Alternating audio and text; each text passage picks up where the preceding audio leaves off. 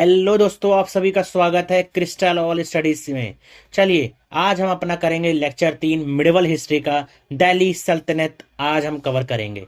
इसमें हम देखेंगे कि दिल्ली सल्तनत की स्थापना कैसे होती है और इसमें कौन कौन इंपॉर्टेंट रूलर्स आते हैं और इतिहास पर, हिंदुस्तान के इतिहास पर इनका क्या इम्पैक्ट रहा।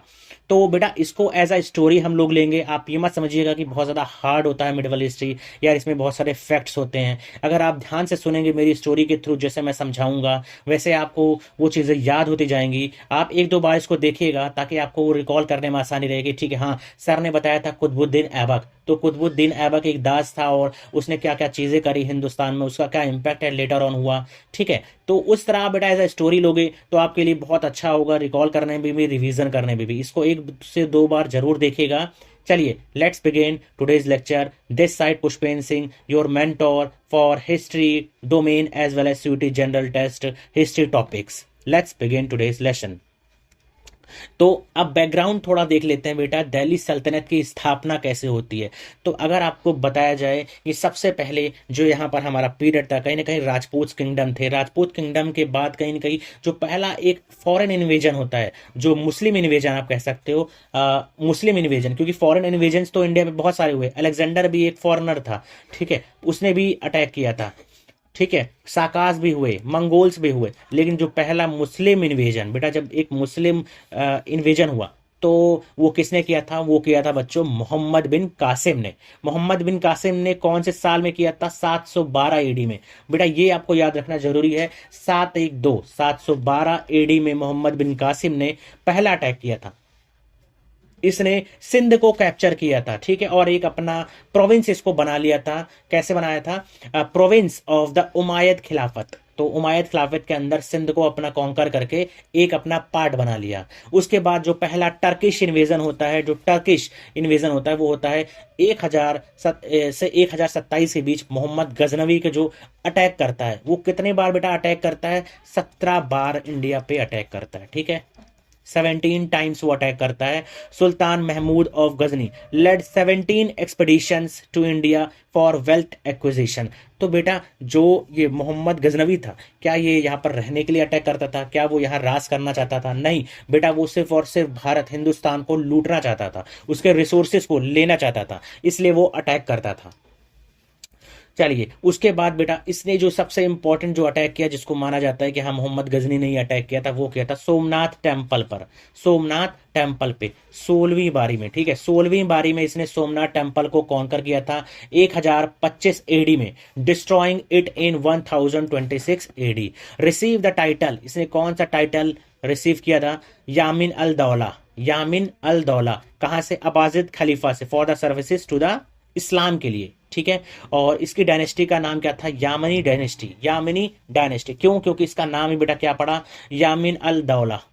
सेकंड टर्क इन्वेजन बेटा, फर्स्ट टर्क इन्वेजन यहाँ किसने किया था? गजनी ने किया था। उसके बाद फिर यहाँ पर आता है second Turk invasion, Mohammad Ghori का इन्वेजन। मोहम्मद गौरी का इन्वेजन 1175 से 1205 के बीच इसने अटैक करा था। ठीक है, invaded India, led the foundation of Muslim dominion.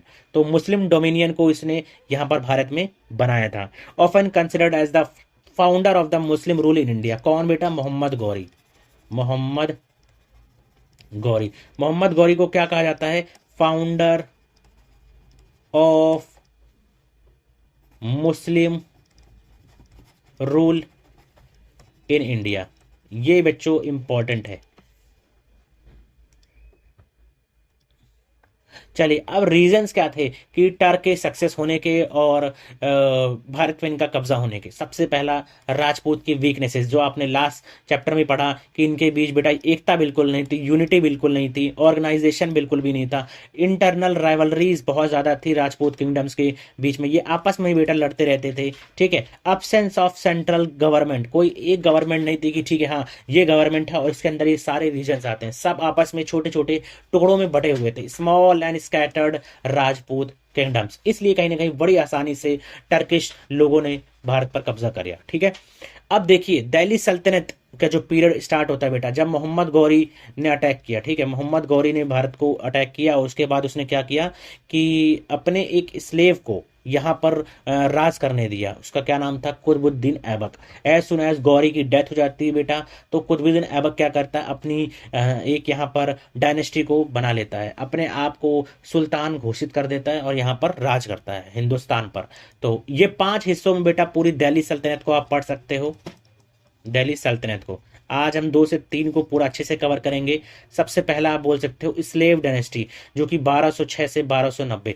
Delhi सल्तनत कब से कब तक पूरा रहा बेटा, अगर आपको याद रहे तो 1206 से 1526 तक, 1206 से 1526 तक। 1526 बेटा क्या हुआ था? First battle of Panipat, first battle of Panipat. ये बेटा किसके बीच बैटल हुआ था? बहुत इंपॉर्टेंट बैटल है, इसको बेटा आपको जरूर याद रखना है। दो लोगों के बीच में, आखिरी रूलर ऑफ दिल्ली सल्तनत इब्राहिम लोदी, इब्राहिम लोदी, और दूसरी तरफ था बाबर।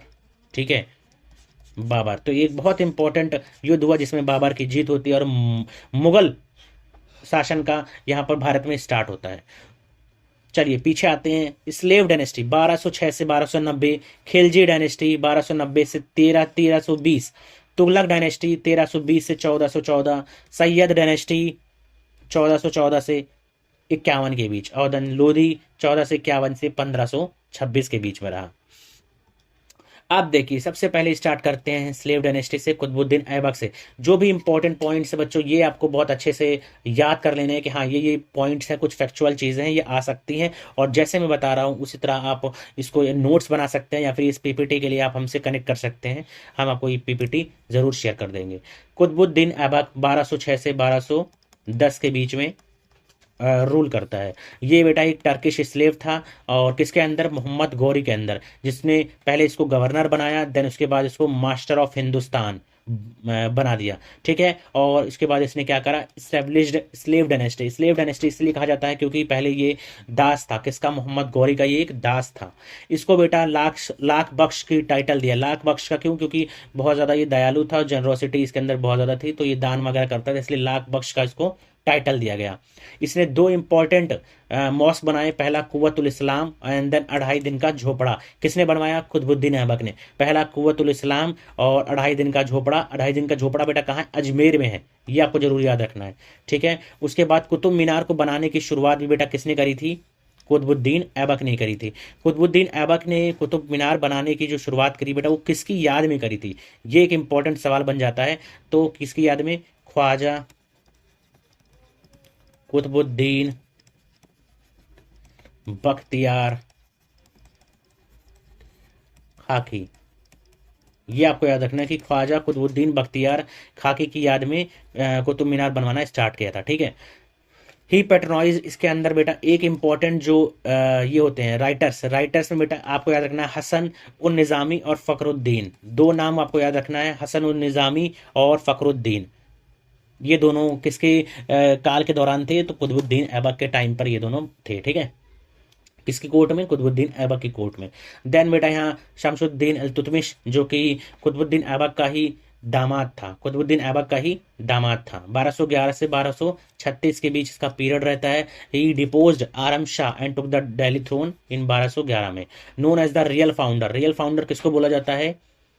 इल्तुतमिश को बोला जाता है। इसने सल्तनत को, दिल्ली सल्तनत को मंगोल इन्वेजन से बताया था, क्योंकि इसके दौरान बेटा क्या हुआ था, ये जो मंगोल था, ये जलालुद्दीन मंगल बरानी, ये बेटा क्या हुआ था, ये आया था इल्तुतमिश के पास कि हाँ मुझे दिल्ली में अपनी शरण दे दीजिए, मुझे बचा दीजिए। तो इल्तुतमिश ने मना कर दिया था, और उसके बाद फिर कहीं ना कहीं चेंजिस खान जो था उसके कहर से बचा था। ठीक है, हिंदुस्तान दिल्ली। और बेटा इसने इंट्रोड्यूस किया था सिल्वर टका और कॉपर जितल कॉइन्स को। किसने शुरू किया था? इल्तुतमिश ने। कहीं ना कहीं इसने रिफॉर्म किया था इक्ता सिस्टम को, ये भी आपको याद रखना है। और चहलगनी चालीसा, ये क्या था बच्चों? चहलगनी और चालीसा, अगर कहा जाए चहलगनी या फिर चालीसा, तो ये बेटा 40 नोबल्स का ग्रुप था। 40 इसमें नोबल्स के ग्रुप थे, जो कहीं ना कहीं इंपॉर्टेंट पोस्ट पे रहते थे और एडवाइस करते थे किसको? इल्तुतमिश को, ताकि एक एडमिनिस्ट्रेशन में आसानी से कर सके। धीरे धीरे बेटा इसका पावर बहुत ज़्यादा बढ़ने लगता है। And then at the end, क्योंकि गयासुद्दीन बालबन करके अभी आगे चल के आएगा स्लेव डायनेस्टी में, वो भी एक चालीसा का ही हिस्सा था, वो आगे चल के रूलर बनता है, और वही इस चालीसा को ख़त्म करने का काम भी करता है। कौन करता है? बालबन। आगे हम देखेंगे। तो चालीसा। उसके बाद इसने दो चीज़ें बनाई, कंप्लीट करा, कुतुबुद्दीन कुतुब मीनार। कुतुब मीनार को किसने कंप्लीट करवाया था? इल्तुतमिश ने, क्योंकि कुतुबुद्दीन ऐबक की डेथ हो गई थी, ठीक है। और इसके कोर्ट में कौन था? मिनहाज उस सिराज। इसी कोर्ट में कौन था? मिनहाज उस सिराज, ये आपको याद रखना है। और पीछे फखरुद्दीन और हस उन निज़ामी, ये आपको याद रखना। हस उन निज़ामी और फखरुद्दीन किसके समय पे? कुतुबुद्दीन ऐबक के समय पे। एंड देन यहाँ पर मिनहाज उस सिराज टाइम पर किसके थे? इल्तुतमिश के। उसके बाद बेटा one and only, first and only Muslim lady to rule India कौन थी बेटा? रजिया सुल्ताना। 1236 से 1240 4 साल के लिए इनका रूल रहा, लेकिन काफ़ी आज भी हम हिस्ट्री में बहुत अच्छे से इनको पढ़ते हैं। क्यों पढ़ते हैं? क्योंकि बेटा ये ऐसी एक अकेली लेडी थी जो मुस्लिम थी और जिसने हिंदुस्तान पर राज किया था, चाहे कम समय के लिए करा था, ठीक है। Razia was nominated by Iltutmish, ठीक है। इल्तुतमिश की बेटी की थोड़ा रजिया को नॉमिनेट किया गया था, लेकिन she ascended the throne after Ruknuddin Firoz जो कि वीक रूलर था, उसके बाद ही रजिया सुल्तान अपना रूल करती है और बहुत कम समय के लिए रूल करती है। क्योंकि बेटा नोबल्स जो थे, जो चालीसा था उनके खिलाफ था, थियोलॉजियंस पूरे खिलाफ थे, क्योंकि एक फीमेल को कैसे रूल करते हुए देख सकते थे। एंड उनका जो एक प्रेफरेंस था, आप कह सकते हैं कि अबिसियन स्लेव था याकूत, तो वो उसको बहुत ज़्यादा लाइक करती थी। इसके कारण भी कहीं ना कहीं ये एक कारण बना कि हाँ, पूरे जो नोबल्स थे उसके खिलाफ हो गए। और and various revolts led to her imprisonment and subsequent assassination बेटा कब कर दिया गया? 1240 में। कहाँ पर? कैथल में। कैथल एक जगह है कहाँ पे? हरियाणा के आसपास, ठीक है, हरियाणा के आसपास। देन आता है बैरम शाह। बैरम शाह के बाद बैरम शाह से जो आखिरी रूलर था बेटा कायकूबाद था।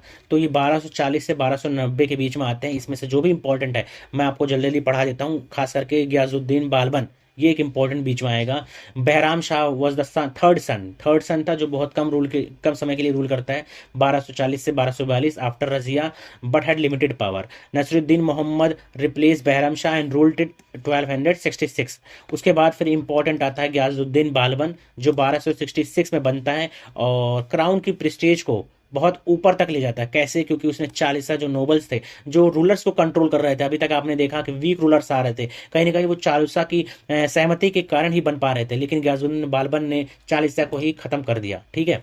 And Balban introduced strong centralised army, he establish दीवाने अर्ज इसने डिपार्टमेंट को बनाया था। और पर्शियन कोर्ट, पूरा जो पर्शियन मॉडल पर ही अपना कोर्ट इसका था, और उसने टाइटल लिया था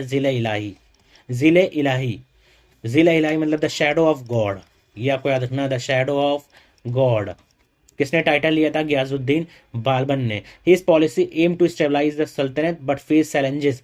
क्या क्या चैलेंजेस? सबसे पहला जो उसका एक स्लेव था तुगरिल, कहीं ना कहीं उसके खिलाफ चला गया, और उसका बेटा था मोहम्मद, जो कि मारा जाता है मंगोल से लड़ते लड़ते।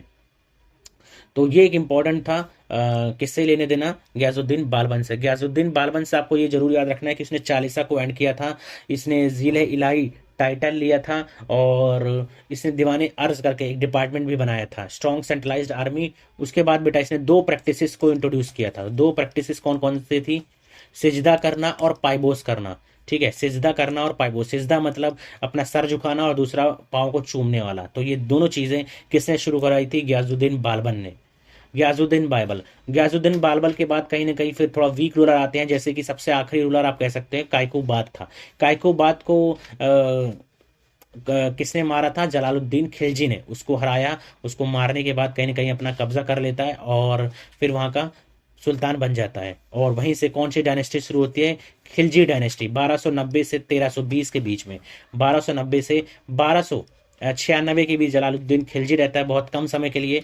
और he was succeeded by his Neiphiu, उसके नेफ्यू उसका फिर रूल लेता है, जो था अलाउद्दीन खिलजी। ये एक इंपॉर्टेंट बेटा, यहाँ से सवाल जरूर बनता है अलाउद्दीन खिलजी पर। जो आपने मूवी देखा होगा पद्मावत में जो रणवीर सिंह जो रोल करते हैं, वही था। कौन था? अलाउद्दीन खिलजी। 1296 से 1316। He was the nephew and the son in law of Jalaluddin Khilji. He assassinated him and to ascend the throne. तो किसने असैसिनेट किया था जलालुद्दीन खिलजी को? अलाउद्दीन खिलजी ने।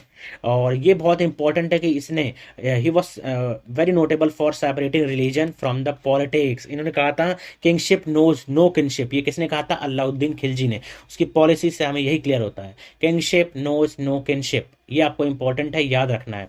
मिलिट्री एक्सप्लॉइट्स में, मिलिट्री में इसने कहाँ कहाँ कब्जा करा? इसने गुजरात में अटैक किया था, रणथंबोर हो गया, मेवाड़ हो गया, मालवा हो गया, जालोर हो गया। ये सारी चीज़ आपको याद नहीं रखनी, लेकिन आपको माइंड में रखना है। और ये इंपॉर्टेंट है कि मालिक काफूर किसका स्लेव था? अलाउद्दीन खिलजी का स्लेव था, जो कि डेक्कन में जाके काफी रूलर्स को हराता है। तो ये किसके टाइम पे था? अलाउद्दीन खिलजी के टाइम पे था। एडमिनिस्ट्रेटिव रिफॉर्म्स में अलाउद्दीन खिलजी ने 4 ऑर्डिनेंसेस पास किए थे। पहला लैंड कॉन्फिस्केशन को लेके, और कहीं ना कहीं स्पाई सिस्टम को अच्छा करने के लिए, प्रोहिबिशन ऑफ वाइन्स को लेके, और restrictions on nobles social gatherings and inter marriages. इसने 2 चीजें और स्टार्ट कराई थी, दाग और चेहरा प्रथा। कौन सी चीजें? दाग और चेहरा प्रथा को। दाग से क्या होता था बेटा? जो हॉर्सेज होते थे उसकी ब्रांडिंग होती थी, एंड चेहरा से, ताकि सोल्जर्स का एक पेपर पे वो नक्शा बना लेते थे कि ठीक है ये सोल्जर इस तरह दिखता है, ताकि रिकॉर्ड्स हो सके और चीजें बेटर ऑर्गेनाइज कर सके। तो एडमिनिस्ट्रेशन में ये बहुत इंपॉर्टेंट था, दाग और चेहरा प्रथा। ये दोनों किसने स्टार्ट कराई थी? अलाउद्दीन खिलजी ने कराई थी। सिजदा और पाइबोस किसने कराई थी? बालबन ने कराई थी। ये आपको चीजें याद रखनी है बिल्कुल। Instituted land measurement and revenue fixation. Land measurement और रेवेन्यू फिक्सेशन किसने करा था? मार्केट रिफॉर्म्स भी कौन लाया था? मार्केट रिफॉर्म्स भी अलाउद्दीन खिलजी ही लाया था, वेरी इंपॉर्टेंट। और इसने 2 चीजें और स्टार्ट कराई थी, दीवाने रियासत, ठीक है, और उसके बाद शहनाई मंडी, ताकि जहां पे लोग आ सके और चीजों को खरीद फरोख्त कर सके, शहनाई मंडी। आर्किटेक्चरल में इसने बेटा अलाई दरवाजा, कंस्ट्रक्टेड फोर्ट्स लाइक अलाई दरवाजा एंड ऑल्सो बिल्ट हजार सुतुन पैलेस। 2 चीजें किसने बनाई थी? अलाई दरवाजा और हजार सुतुन पैलेस। दोनों किसने? अलाउद्दीन खिलजी ने। जो आमिर खुसरो था, Aamir Khusro was his court poet. किसका? अलाउद्दीन खिलजी का। Aamir Khusro was the court poet of Alauddin Khilji. ये आपको याद रखना है। सक्सेशन और डाउनफॉल कैसे होता है? After the Alauddin death, Malik Kafur usurp the power and dominating Shihabuddin को किंग बनाता है, इम्प्रिजनिंग मुबारक खान। मुबारक खान बेटा बड़ा बेटा था और शिहाबुद्दीन बहुत छोटा था, ठीक है। तो क्या करता है मालिक काफूर की मुबारक खान को जेल में डाल देता है और शिहाबुद्दीन को किंग बना देता है। लेकिन कहीं ना कहीं जो एल्डर था तो उसका सपोर्ट भी था बेटा पूरे कोर्ट में भी कि हाँ मुबारक खान को ही किंग बनना चाहिए था। तो वो धीरे धीरे eventually he took the throne but fell to debauchery, मतलब बहुत ज़्यादा ये था कि अय्याशी करने लगा, ऐसी चीज़ें करने लगा। तो उसके बाद मुबारक हसन जो खुसरो खान था उसके कंट्रोल में सारा का सारा रीजन आ गया। Khusro Khan was assassinated by Ghazi Malik. अब गाजी मलिक आगे चल के आप पढ़ेंगे जो एक नई डायनेस्टी स्टार्ट होने वाली है, खिलजी डायनेस्टी का अंत बेटा यहीं से स्टार्ट होता है, ठीक है। Paving the way for the Tughlaq dynasty establishment. अब गाजी मलिक कौन था ये हम पढ़ेंगे और चीजें जानेंगे। तो इस आज के लिए बेटा इतना ही। आज हमने क्या क्या डिस्कस करा? कहीं ना कहीं पहले हमने डिस्कस करा स्लेव डायनेस्टी को पूरा पूरा, देन हमने यहाँ पर खिलजी डायनेस्टी को बहुत अच्छे से कवर किया। अब हम थर्ड जो one of the most important dynasty होगी तुगलक डायनेस्टी के बारे में जानेंगे, ठीक है। उसके बाद फिर हमारे पास आ जाएगा सैयद डायनेस्टी और लोधी डायनेस्टी। ये सारी चीज़ें हम नेक्स्ट वीडियो में कवर कर लेंगे। आज के लिए इतना ही। That's all for today. और चलिए that's all for today. Please इसको लाइक कीजिए, शेयर कीजिए और कमेंट कीजिए। थैंक यू बच्चों।